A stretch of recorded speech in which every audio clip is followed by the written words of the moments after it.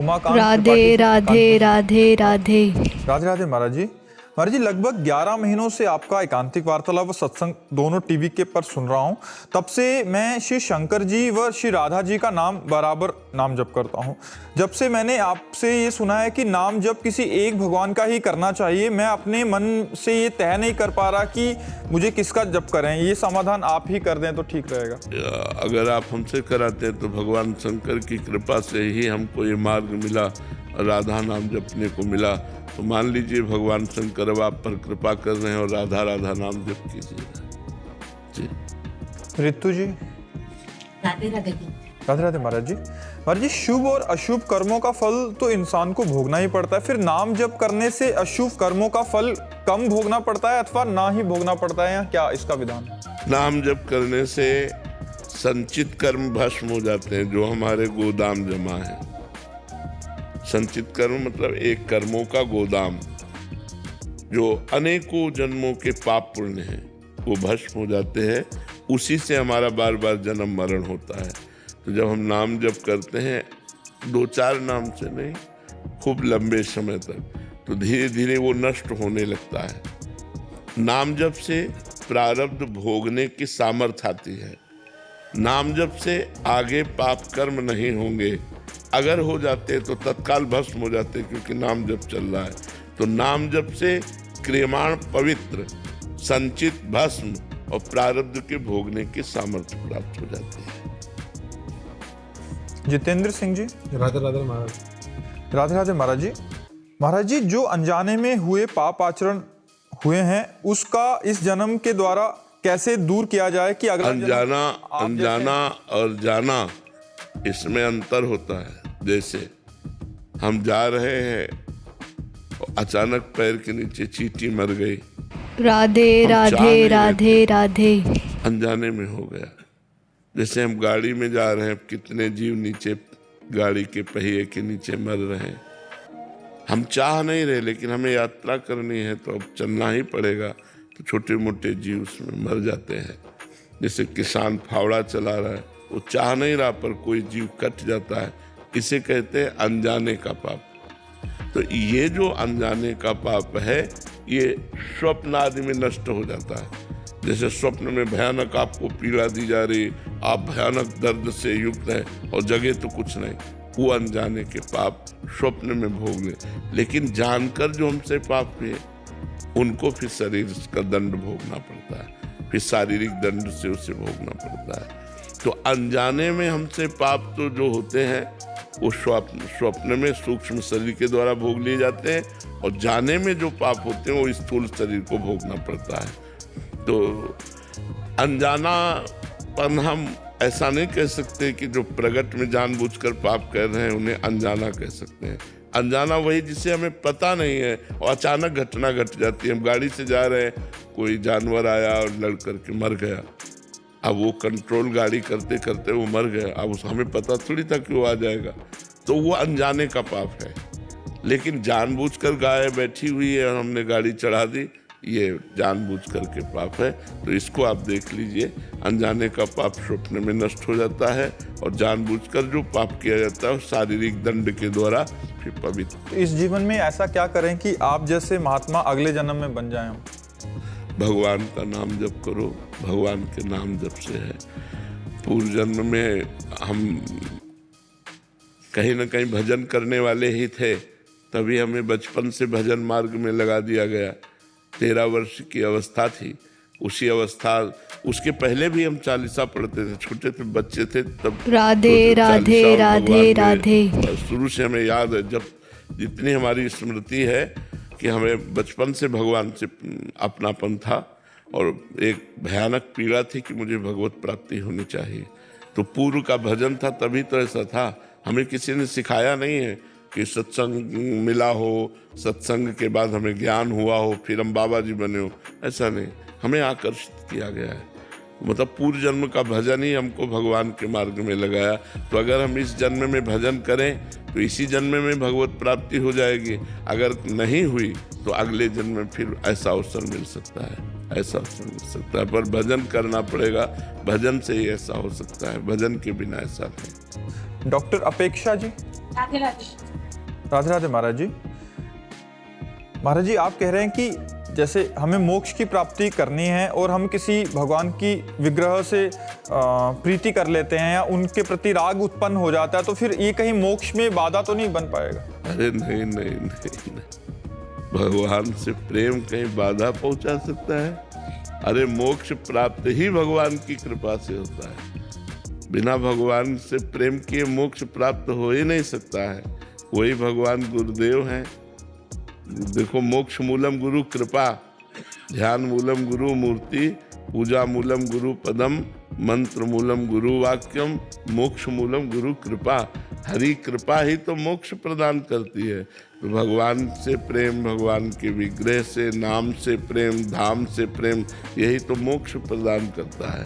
या शुद्ध ब्रह्म ज्ञान हो जाए तो मोक्ष प्राप्त हो, या हरि की कृपा से मोक्ष प्राप्त हो।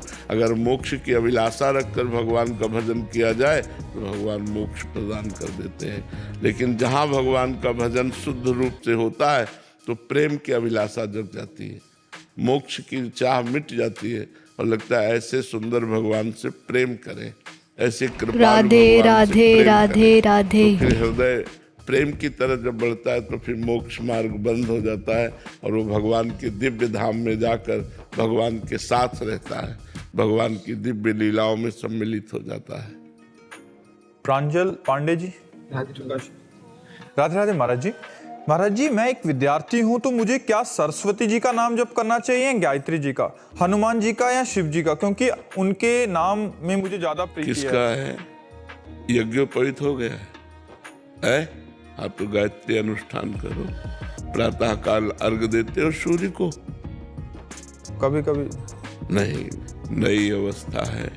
प्रातः काल उठो, स्नान करो, आधा घंटे व्यायाम करो, इसके बाद भगवान सूर्य को अर्घ देते हुए गायत्री अनुष्ठान करो, गायत्री मंत्र जप करो। मान लो नात्रिकाल संध्या सही तो 2 काल की संध्या तो कर ही लो, प्रातः काल और शाम की, फिर देखो ज्ञान प्रकट होता है कि नहीं। हाँ, गायत्री जप करो और बीच बीच में नाम जप करो। गायत्री जप पवित्र अवस्था में होता है, स्नान आदि करके, और शेष समय भगवान का नाम जप करो जो नाम प्रिय हो। स्वामी करुणानंद जी, रामकृष्ण मठ प्रयागराज। महाराज जी प्रणाम। महाराज जी, मैं रामकृष्ण मठ प्रयागराज से हूँ। रामकृष्ण मिशन में सेवा कार्य साधना का एक अंग है। महाराज जी, इस सेवा कार्य के बीच अनवरत भगवत चिंतन बना रहे, इसके लिए हमें क्या प्रयास करना चाहिए? पहला तो लक्ष्य बनना चाहिए कि मुझे इसी जन्म में भगवत साक्षात्कार करना है। जब लक्ष्य बन जाता है तो उसमें दृढ़ता होती है। दूसरा, हमारा आहार पवित्र। राधे राधे राधे राधे। तीसरा, हमारा विचार पवित्र होना चाहिए। चौथा, निरंतर नाम जप चलना चाहिए। पांचवा, किसी महापुरुष की वाणी का नित्य स्वाध्याय होना चाहिए। श्री रामकृष्ण परमहंस जी हैं या विवेकानंद जी हैं, इन्हीं की वाणी का नित्य स्वाध्याय होना चाहिए। विचार शुद्धि में ध्यान रखना है कि जैसे रामकृष्ण मिशन में सेवा मिशन है तो इसमें मरीज आते रहते हैं, तो इनमें भगवत भावना मरीजों में करते हुए और उनकी जो सेवा अच्छे से अच्छे हो सके, दवा डॉक्टर आदि की सुविधा जुटाना और उनकी सेवा करवाना, और वो सब सेवा भगवान को समर्पित कर देना, और निरंतर नाम जपने का अभ्यास करना। यदि हम निरंतर नाम जप करेंगे तो हमारी वृत्ति भगवदाकार हो जाएगी। भगवत जैसे जैसे भजन बढ़ता है वैसे वैसे वैराग्य बढ़ता है, जैसे जैसे वैराग्य बढ़ता है वैसे वैसे शुद्ध ज्ञान होता है, और शुद्ध ज्ञान के द्वारा ही माया का नाश करके, अविद्या का नाश करके जीव आत्मबोध प्राप्त करता है। आत्मस्वरूप का बोध ही मोक्ष पद प्रदान करता है। तो हमारा लक्ष्य होना चाहिए भगवत प्राप्ति या मोक्ष। तब हमारे अंदर वो प्रबलता आती है भजन की, दृढ़ता आती है भजन की, जो हमारा लक्ष्य निश्चित हो जाए। तो ऐसे ही जब हमारा लक्ष्य भगवत प्राप्ति हो जाता है तो हमारा मन और इंद्रिय जो भोगों की तरफ जा रहे हैं, यही सबसे बड़ा विघ्न है। साधक का सबसे बड़ा विघ्न है इंद्रिय और मन का भोगों की तरफ जाना। अगर कहीं भोगों को भोगने लगा तब तो साधना ही नहीं रह गई। फिर किस बात का साधक हो? तो मनोरंजन कर रहा है माया में। जो इंद्रिय और मन को राधे अपने राधे अधीन राधे करके राधे। शास्त्र सदगुरुदेव के बताए हुए साधना मार्ग में बहुत काल तक चलता है, वो सिद्धावस्था को प्राप्त हो पाता है। तो ये ध्यान रखें कि इंद्रिय और मन भोगों में न जाए, निरंतर नाम जप करें, महापुरुषों की वाणियों का स्वाध्याय करें, पवित्र आहार करें और पवित्र विचार रखें, तो सेवा करते हुए भी भगवत प्राप्ति हो जाएगी। समझ पा रहे हैं आप? जी। आशुतोष विक्रम सिंह जी, लखनऊ से। राधा वल्लभ श्री हरिवंश महाराज जी। महाराज जी, आप हमेशा भगवत प्राप्ति का उल्लेख करते हैं, तो महाराज जी कृपया करके बताएं कि भगवत प्राप्ति का असली अर्थ है क्या? आवागमन से मुक्त होकर के भगवान में लीन हो जाना या भगवान के समीप पहुंच जाना। जैसे अपना मृत्यु लोक है ना, इसमें बड़ा दुख है। ये जन्म मरण, लाभ हान, सुख दुख, इसमें दुख ही दुख है। जो सुख भी है वो भी दुख रूप है। भगवान का धाम है, जैसे वृंदावन चिदानंद धाम, वैकुंठ धाम, साकेतपुरी धाम, कैलाश धाम। इनमें मरना नहीं है, इनमें बुढ़ापा नहीं है, इनमें रोग नहीं है, इनमें सुख ही सुख है, परम आनंद है। तो हम भजन करके ऐसे लोक में पहुंचे, ऐसे धाम में पहुंचे जहाँ ऐसा नाशवान शरीर न मिले, अविनाशी शरीर मिले और दिव्य भगवान के नाम रूप लीला गुण का आनंद लेते हुए वहाँ जीवन हम अनंत काल तक व्यतीत करें। एक तो ये है साकार उपासना, और निराकार उपासना में भगवान में समा जाना, लीन हो जाना, मोक्ष हो जाना, अपना अस्तित्व में। राधे राधे राधे राधे। तो ये जरूरी है। अगर नहीं करते तो फिर बहुत कीट पतंगा, पशु पक्षी, 84 लाख योनियां हैं, इन योनियों में हमें जाना पड़ेगा। आज हमें कोई परेशानी तो हम डॉक्टर को दिखा सकते हैं, लेकिन पशु पक्षी योनियों में हम डॉक्टर को तो नहीं दिखा सकते। अच्छा, मरना निश्चित है, पता नहीं जवानी में मर जाए, और मर गए तो मनुष्य जीवन में कर क्या पाए? अगर नाम जप नहीं किया, अच्छे कर्म नहीं किए, तो फिर हमें 84 लाख योनियों में भटकना पड़ेगा। इसलिए हम सबसे प्रार्थना करते हैं, क्योंकि सब कोई भगवत प्राप्ति नहीं कर सकता। अधिकार है, कर सकता है, पर रुचि नहीं है। भोगों में इतनी रुचि हो गई है कि अगर भगवान भी चाहे तो वो उसको भोग दे दें, वो याचना करेगा।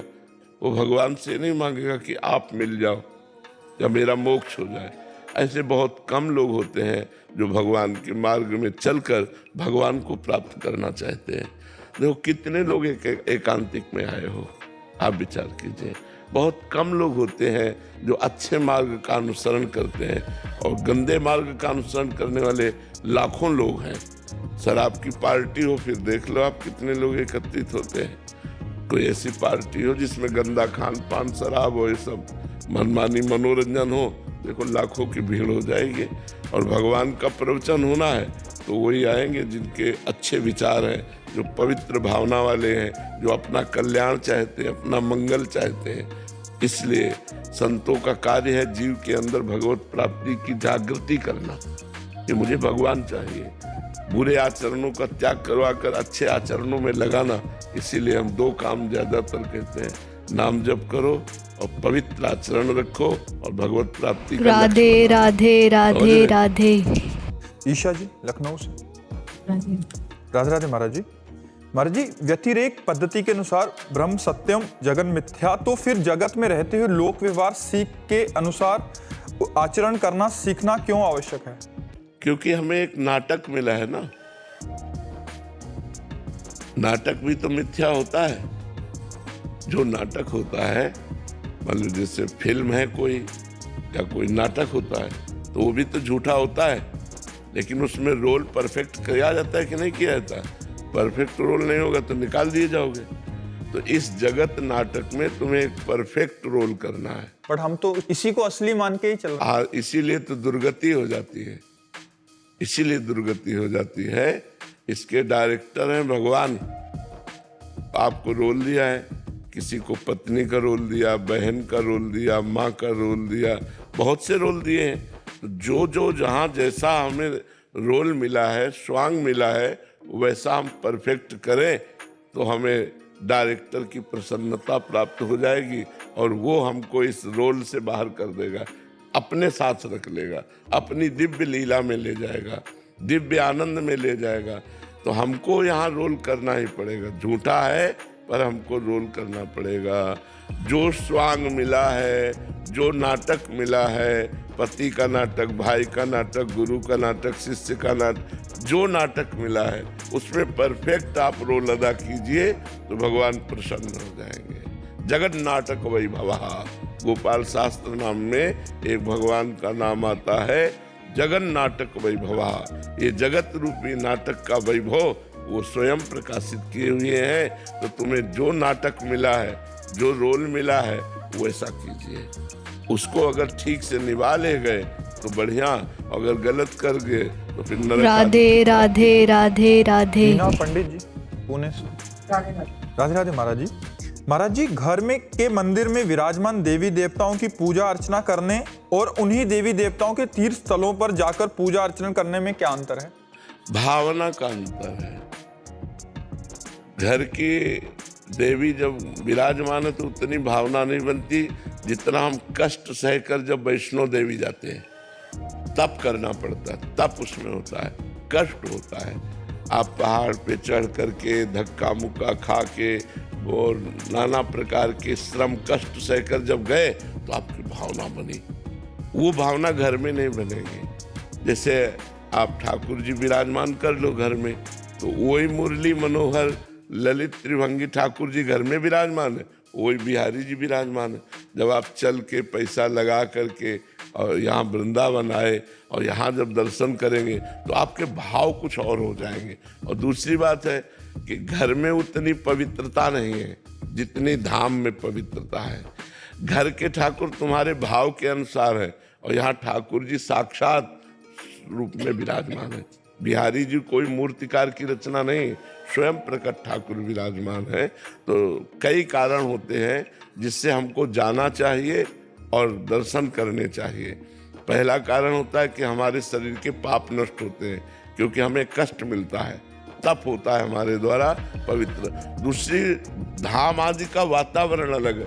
आप अपने घर का वातावरण देखिए और हरिद्वार जाइए, वहाँ का वातावरण देखिए, वृंदावन का वातावरण देखिए, काशी का वातावरण देखिए।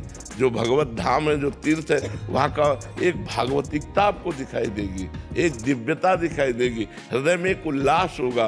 एक एक कदम चलने पर बड़े भीड़ है, धक्का लग रहा है, लेकिन आपके हृदय में आनंद है। और उचक करके एक झांकी हुई तो आपको लगा आज मैंने भगवान के दर्शन कर लिए, राधे आज ठाकुर के राधे दर्शन राधे कर लिए। राधे। तो अति उत्तम है अपने घर के ठाकुर के भी दर्शन करे, सेवा करे, लेकिन अवसर मिले तो तीर्थों में भी जाए, उससे महान लाभ प्राप्त होता है। एक एक कदम जो आप तीर्थ के लिए चल रहे हो, ठाकुर के दर्शन के लिए चल रहे हो, वो विशेष लाभदायक, वो विशेष पुण्यप्रद है। उससे आपका पाप नष्ट होगा, आपका मंगल होगा, आपके दुखों का नाश होगा, आपको सुख की प्राप्ति होगी। ऐसा करना चाहिए। नीरा प्रधान जी भुवनेश्वर से। जय जय श्री। महाराज जी, आपके चरणों में कोटि कोटि प्रणाम। महाराज जी, आपके प्रवचन, सत्संग व एकांतिक सुनकर जीवन को एक अर्थ और एक उद्देश्य मिल गया है।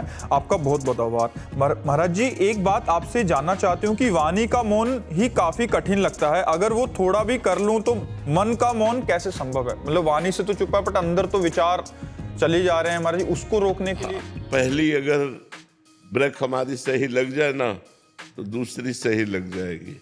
वाणी का मौन अगर सही ढंग से हम निर्वाह कर पावे, वाणी का मौन का मतलब एकदम मूक हो जाना नहीं होता है। विचार पूर्वक बोलना भी मौन के अंतर्गत ही आता है। जैसे हम भगवत चर्चा कर रहे हैं, ये मौन से बढ़कर लाभदायक है। बोधयंता परस्परम कथयन्ति च माम नित्यम तुष्यन्ति च रमन्ति च। भगवान की रूप की लीला की, भगवान की गुण महिमा की चर्चा हम कर रहे हैं वाणी के द्वारा, तो मौन से भी पवित्र है। हम किसी से बात कर रहे हैं, उसके हित की बात कर रहे हैं, मृदु बात कर रहे हैं, उसके हृदय को शीतलता पहुंच रही। ये वाणी से, मौन से भी बढ़ करके है। हम भगवान का नाम कीर्तन कर रहे हैं, नाम जप कर रहे हैं, सत्य बोल रहे हैं, ये सब जरूरी है। वाणी है तो बोलने के लिए है, तो हमें लगता है बोलना चाहिए। राधा राधा बोलो, भगवान नाम कीर्तन बोलो, भगवत चर्चा करो, अच्छा बोलो। राधे इसके साथ राधे राधे अधिकतर राधे। मौन रहे और जब बोले तो विचार पूर्वक बोले। और इससे धीरे धीरे क्या होगा कि जो हम बोलते हैं उसका प्रभाव हमारे मन पर पड़ता है।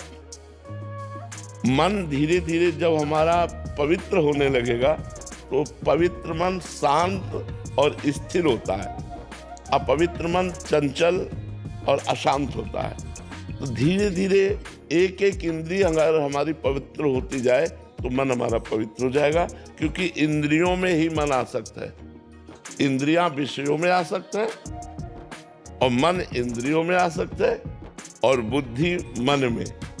और जब उल्टा हो जाए, बुद्धि मन को अधीन कर ले, मन इंद्रियों को अधीन कर ले, तो साधना बन जाती है। अभी उल्टा है, विषय इंद्रियों को अधीन किए हुए, इंद्रिय मन को अधीन किए हुए, मन बुद्धि को अधीन किए हुए, इसलिए हमारा मन चंचल है।